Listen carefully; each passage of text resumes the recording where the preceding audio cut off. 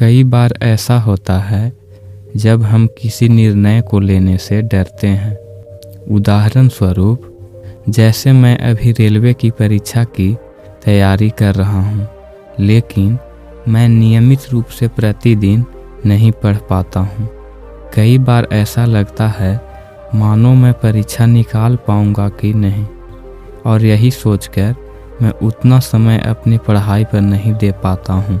लेकिन मैं फिर ये सोचता हूँ कि आज जो मेरे पास समय है, मौका है पढ़ने का, कुछ बड़ा करने का, यह अनमोल समय वापस नहीं आएगा। बस थोड़ी सी और मेहनत, आरामदायक परिस्थिति में आप अपने सपने पूरे नहीं कर सकते।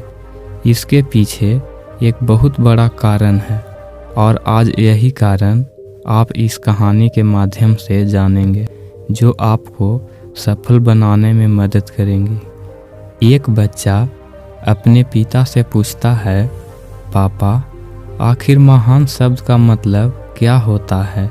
मैंने बहुत जगह पढ़ा है कि वो व्यक्ति महान था, उसने ये किया, उसने वो किया। आप मुझे समझाओ कि महान लोग कौन होते हैं और वे महान कैसे बनते हैं? पिता ने कहा, ठीक है।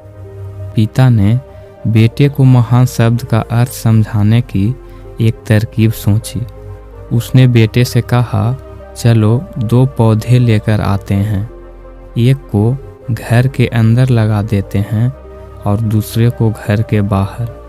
पौधे लगाने के बाद पिता कहते हैं, बेटा, तुम्हें क्या लगता है इन दोनों पौधों में से कौन सा पौधा बड़ा होगा और सुरक्षित रहेगा? बेटे ने कहा, पिताजी, ये भी कोई पूछने वाली बात है। जो पौधा हमारे घर के अंदर है वो सुरक्षित और बड़ा होगा, जबकि बाहर वाला पौधा बिल्कुल सुरक्षित नहीं है। उसे बहुत सारे मौसम झेलने होंगे, उसे कोई जानवर भी खा सकता है। पिताजी शांत रहे और उन्होंने कहा, बेटा, इसका जवाब मैं वक्त आने पर दूंगा।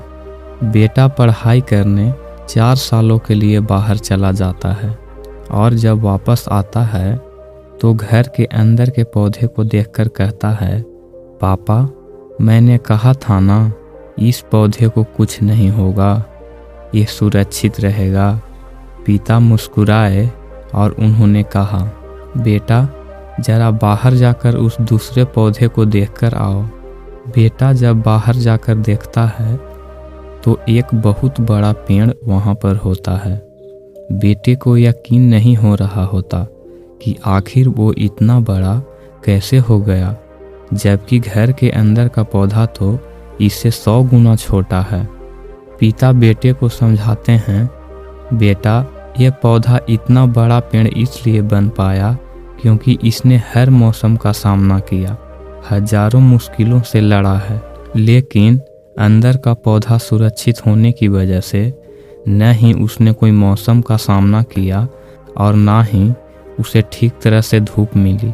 बेटा, याद रखना, इस पेड़ की तरह दुनिया में वही व्यक्ति महान बन सकता है जिसने हजारों मुश्किलों का सामना किया हो, और जो अंदर के पेड़ की तरह जीवन भर सुरक्षित रहने की सोचेगा तो वो कभी महान नहीं बन पाएगा।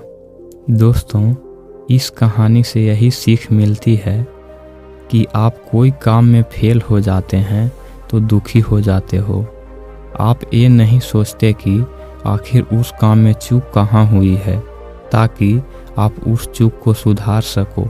अगर आप बीच में ही हार मान लोगे तो अंदर के पेड़ की तरह आप भी अपने जीवन में बड़े नहीं बन पाओगे।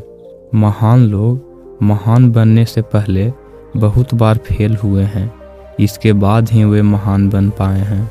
अगर आप फेल होने के बाद भी अपने काम के लिए अड़े हुए रहते हैं तो समझ जाओ, आपको महान बनने से कोई नहीं रोक सकता।